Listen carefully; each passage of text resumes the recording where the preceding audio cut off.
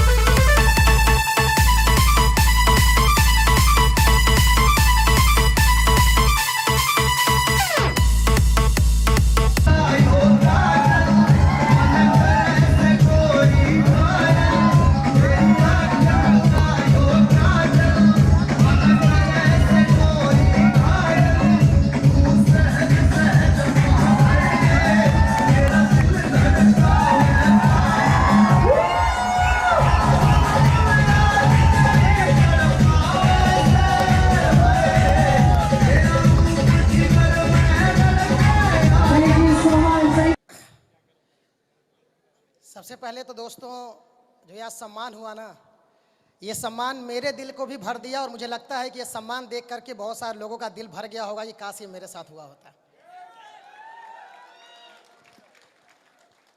चलिए दोस्तों, अपने बारे में कुछ बताने का आज सौभाग्य प्राप्त हुआ है और इतने सारे लोगों के बीच में आज मैं खड़ा हूँ। मैं अपने आप को सौभाग्यशाली मानता हूँ और जिसका पूरा श्रेय हमारे गुरुजी लोग यहाँ बैठे हैं जिनको जाता है। सबसे पहले दोस्तों, मेरा नाम अविनाश कुमार गुप्ता हुआ और इस बिज़नेस में कैसे है मैं ज़रूर आपको बताऊंगा और मैं आपको अपनी बात एक रखना चाहूँगा कि इस बिज़नेस की शुरुआत मेरी कितनी संघर्ष भरी रही, जिसके वजह से मैं कभी बिज़नेस को छोड़ूं कि ना करूं, ये सब चीज़ें चलती रहीं। मेरे पिताजी गाजीपुर में एक छोटे मोटे दुकानदार हैं। मैं अपनी बात रखता हूं कि हुआ क्या है कि मैं अपने सामने आपको बताना चाहूँगा कि गरीबी क्या होती है, उस शहर से मैं आया हूँ। क्योंकि मेरे पिताजी 5-6 हज़ार रुपये महीने कमाते थे सर दोस्तों का, दुकान पे 5-6 हज़ार रुपये महीना कमाते थे। और मैंने वहाँ पे पिताजी को ये भी देखा कि मेरे 2 भाई जो छोटे थे वो इंग्लिश मीडियम में पढ़ते थे। पैसे की कमी होने की वजह से हमारे पिताजी ने 5 क्लास तक CBSE बोर्ड पढ़ाया और 6 क्लास में आने के बाद मेरे पिताजी ने मेरे दोनों भाइयों को उठा करके सर यूपी बोर्ड में डाल दिया। उस कंडीशन से हम लोग आए हैं, आप समझ रहे हैं। उसके बाद अगर मैं अपनी एक छोटी सी घटना रखूंगा कि मेरे जीवन में आखिर मैं यहाँ तक कैसे आया। कुछ लोग के जीवन में जब खराब होता है ना तो उनको लगता है कि मेरे साथ गलत हुआ। मैं अपनी बात बताता हूँ आपको। जब मैं पढ़ाई कर रहा था ना, मैं 12th में था, 11th में था, मेरे पिताजी ने बोला कि बेटा ऐसा कर कि पढ़ाई छोड़ दे, 2 भाई छोटे उनको पढ़ाते हैं और वो पढ़ लेंगे तो कुछ बड़ा कर जाएंगे और दोनों मिलके कमाएंगे तो बहुत अच्छा होगा। क्योंकि स्थिति ये थी कि मैं जब बायोलॉजी लेकर 12th में पढ़ रहा था तो मैं बायोलॉजी तक की कोचिंग के फीस जमा करने की हमारी हैसियत नहीं थी। मैंने बायोलॉजी कोचिंग की फीस की नहीं जमा की थी। और जब ये चल रहा था मेरे साथ तो मेरे पिताजी ने बोला कि बेटा दोनों भाई को पढ़ाते हैं और तू हमारे साथ काम कर ले। ऐसा बहुत सारे लोग, क्या जो बड़ा भाई होगा उस समझ रहा होगा मेरी बात को, है ना। लेकिन एक घटना ने मेरे जीवन में बहुत बड़ा बदलाव लाया। शायद आज मैं यहाँ नहीं होता। वो घटना ये थी कि मेरा जब घर बना हुआ था तो जब मेरा दोस्तों घर बना ना तो मेरे पिताजी की स्थिति इतनी हो गई कि दुकान से उन्होंने पूंजी जो भी 1-2 लाख रुपए थी निकाल दी और उनको पता नहीं चला। और जब महाजन दुकान पे आते थे ना तो मेरे पिताजी दुकान छोड़ के भाग जाया करते थे। और वो महाजन आके ना मेरे को, सर मेरे पिताजी को मेरे सामने शब्द बोलते थे। ये दिन मैंने देखे हैं और उस समय मुझे फील हुआ था कि जीवन में अगर कुछ भी करना है तो सबसे पहले पैसा कमाना पड़ेगा। जीवन में इज्जत पैसे वालों की है सर। और जब मेरे पिताजी ने बोला मुझे कि बेटा पढ़ाई छोड़ दे, तो मुझे एक घटना में बताता हूँ आपको। मेरे घर में जब गृह प्रवेश था तो मेरे चाचा जी लगेंगे, उनकी वाइफ आई थी, वो लोग बाहर रहते थे। तो मेरे घर पे जब आए ना, तो जो बाथरूम, मैं थोड़ा खुल के बात करता हूँ, जो बाथरूम था उसमें दरवाज़ा नहीं था।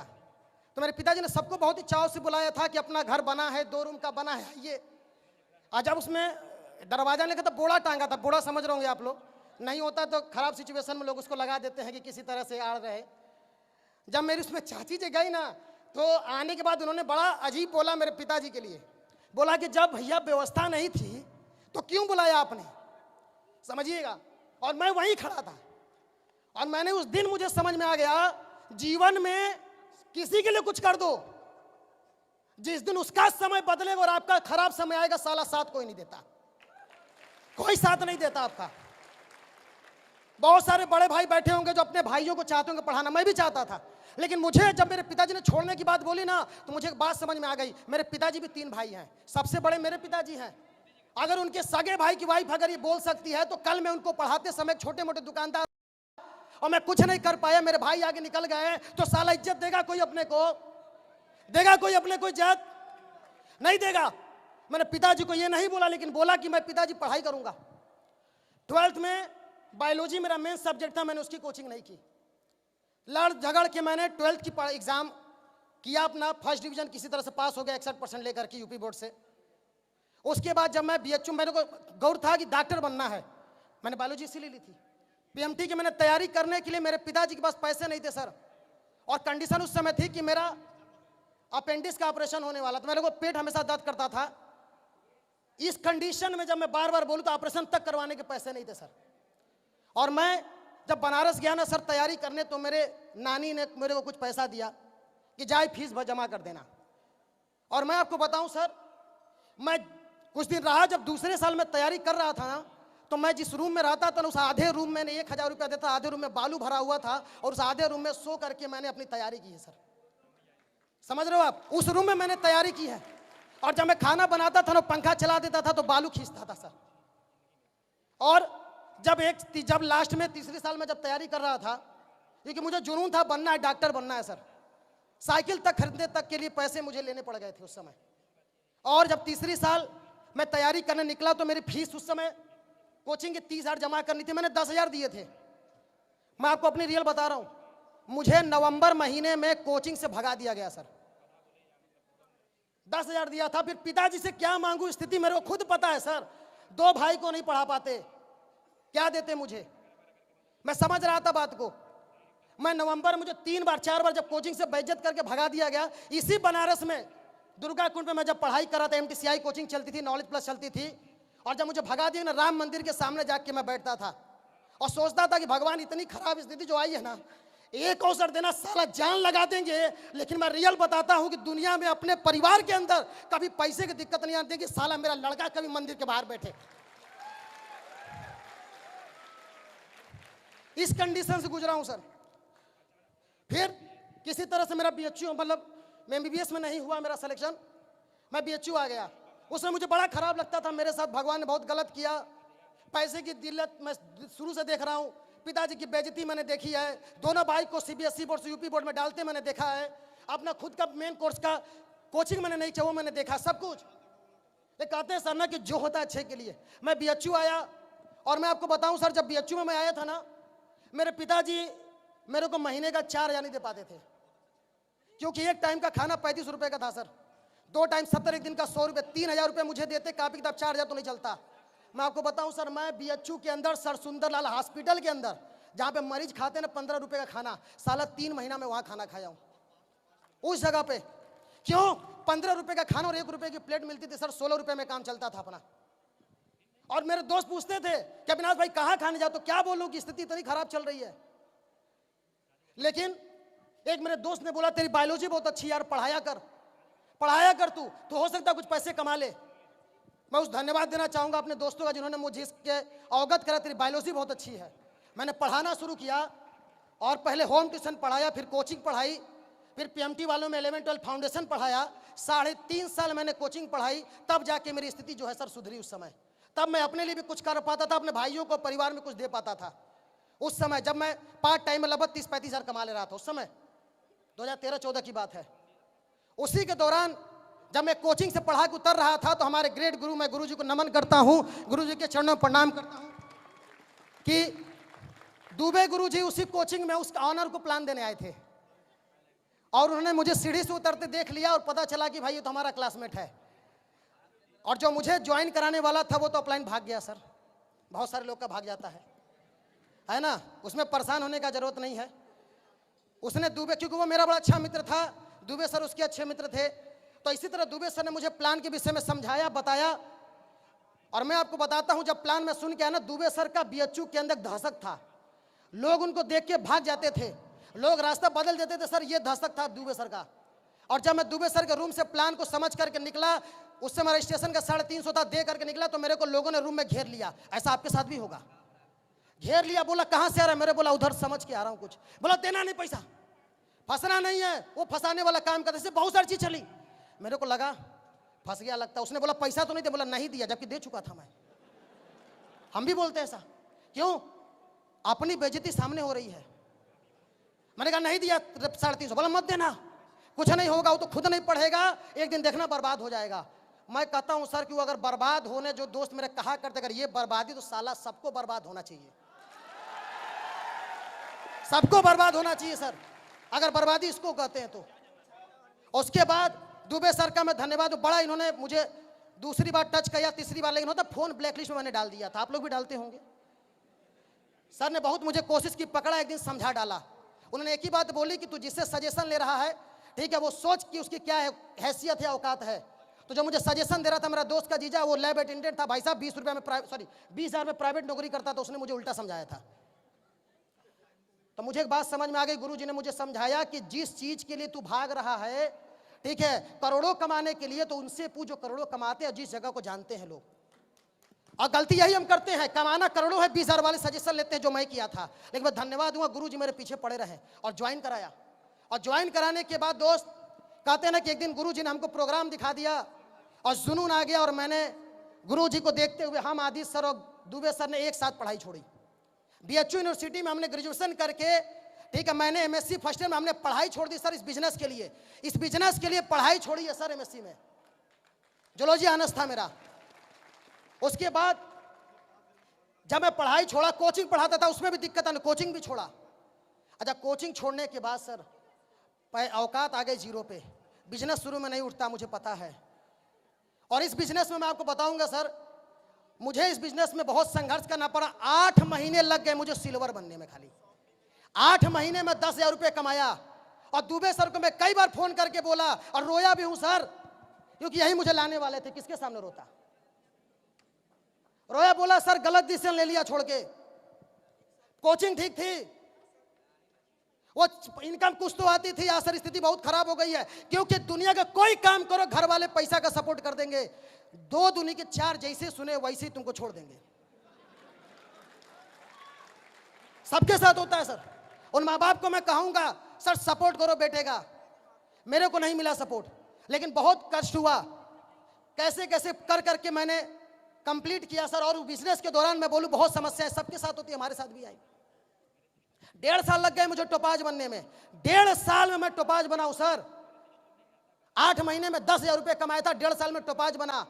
बहुत सारे लोग इस जगह पे छोड़ देते हैं, अगर मैं छोड़ दिया होता तो शायद यहां नहीं खड़ा होता। 1.5 साल में मैं टोपाज बना, लेकिन उसके 2.5 साल के अंदर आपके ब्लू डायमंड, अगले महीने ब्लैक डायमंड बन के आ रहा हूं। नेक्स्ट मंथ मेरा ब्लैक डायमंड कंप्लीट हो रहा है। 8 महीने में कमाया था 10,000, 1.5 साल में कमाया था 4 लाख, और उसके अगले 2.5 साल में कमाया हूं 2.5 करोड़ रुपए। 2.5 करोड़ की इनकम है सर, 2.5 करोड़।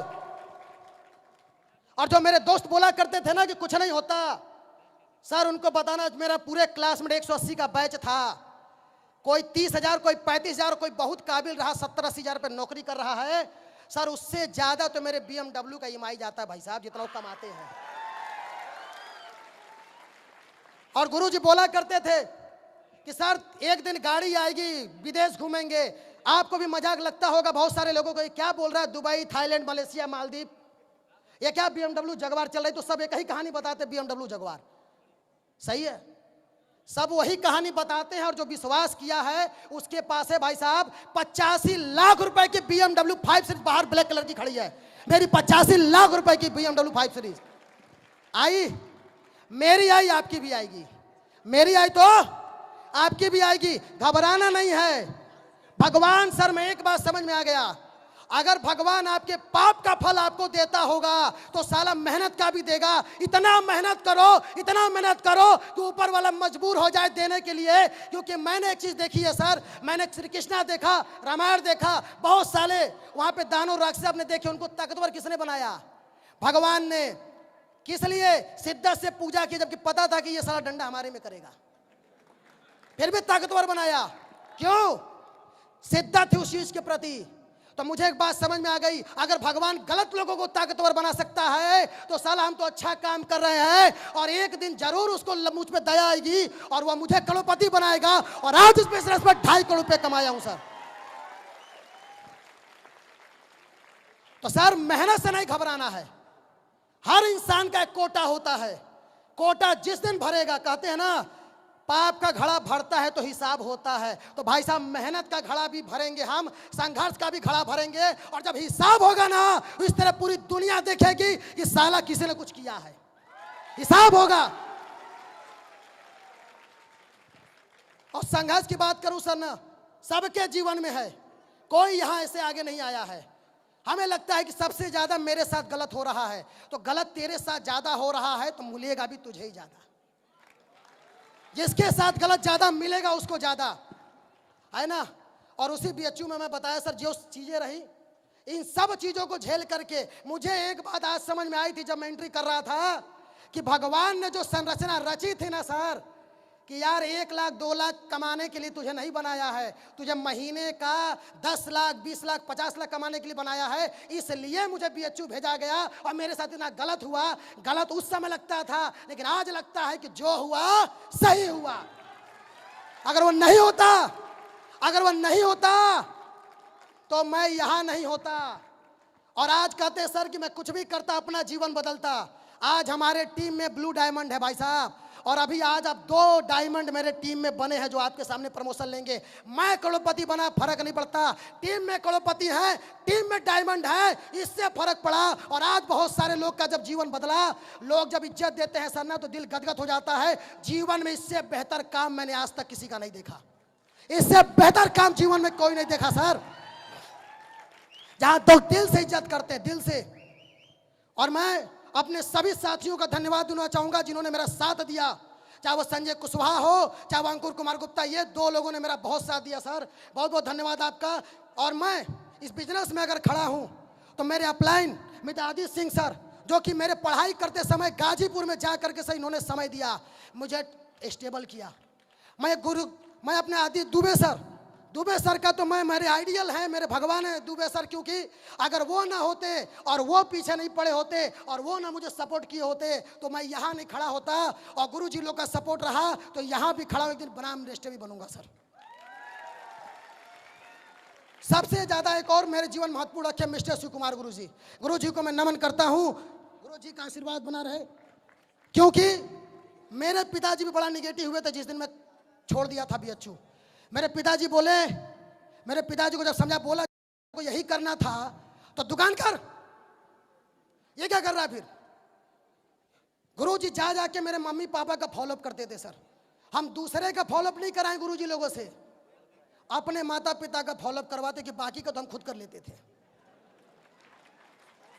समझ लो। तो सर आपके मम्मी पापा मना करें तो अप्लायंस से उनका भी फॉलोअप करवाओ, सही है। और मम्मी पापा का फॉलोअप हुआ सर, और गुरुजी का आशीर्वाद मिला, और जिसकी वजह से आज मैं आपके सामने खड़ा हूं। और हमारे ज्ञानेंद्र शर्मा गुरुजी यहाँ बैठे हुए हैं, पिता की तरह इन्होंने भी पूरा अमृता सपोर्ट किया। विकास गुरुजी का हमेशा गाइडलाइन में पूरा सपोर्ट रहा। तो हमारे सभी गुरु, चाहे आदित्य सर हो, ज्ञानेंद्र सर हो, विकास सर हो, दुबे सर हो, शिव कुमार सर हो, महिपाल गुरुजी, अब उनको तो भाई वो तो ब्रह्मा विष्णु महेश है ना, और कुरी साहब, सभी लोग का मैं तहे से दिल से धन्यवाद देता हूं। क्योंकि ये लोग ना होते तो शायद मेरा जीवन नहीं बदला होता। और आपको एक लास्ट और बात बोल के जाता हूं सर, मात्र अगले 3 हफ्ते के बाद चौथे हफ्ते में मेरा ब्लैक डायमंड का 35 लाख रुपए आ रहा है। और उस समय मेरी इनकम 2021 जनवरी में 3 करोड़ को क्रॉस कर जाएगी। 3 करोड़, ये सब आपके साथ होगा। क्या करना है? टिकना पड़ेगा। क्या करना है? और दो लास्ट में बात बोलूंगा जो मैंने जीवन में उतारा। पहला, अपने जो अपलाइन है ना सर, उसकी इज्जत जरूर करना, क्योंकि अपलाइन हमेशा हमारे साथ सही करता है। कभी कभी लगता है कि वो गलत कर रहा है, लेकिन नहीं, वो जहां तक देख रहा है वहां तक हम नहीं देख पाते। समझ रहे हो? तो जो तुमको लेके आया है, जो तुम्हारा सपोर्ट कर रहा है सर, उसको दिल से इज्जत करना, क्योंकि वो तुम्हारे जीवन का एक बहुत ही महत्वपूर्ण व्यक्ति, जिसने तुम्हारे जीवन में बदलाव किया। सर, यहाँ अपना भाई तुमको सपोर्ट नहीं करता, भाई साहब, रिश्तेदार नहीं करते, आपका कोई पड़ोसी नहीं करता, एक अननोन अपलाइन तुमको करोड़पति बनाने के लिए जान लगा देता है। सर, सिर्फ इस बिजनेस के अंदर ऐसा है।